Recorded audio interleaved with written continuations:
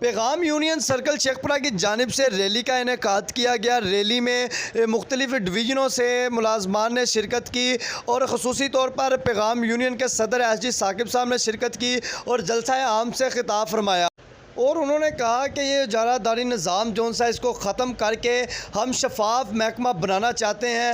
اسی کے لیے ملازمان ہمیں ووٹ دے کر کامیاب کریں۔ مزید جانتے ہیں اس وقت ہمارے نمائندے وہاں پر موجود ہیں، ہم ان سے جانیں گے کہ کیا اپڈیٹس ہیں۔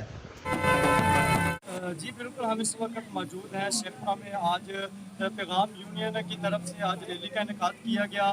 مرکزی صدر ایس ٹی ثاقب اس وقت ہمارے ساتھ موجود ہے۔ ہم ان سے جانتے ہیں کہ پیغام یونین کا منشور کیا ہے اور اس وقت پوزیشن کیا ہے پیغام یونین کی۔ 16 جون کو ریفرینڈم ہونے جا رہا ہے۔ جی السلام علیکم، بتائیے۔ بسم اللہ الرحمن الرحیم۔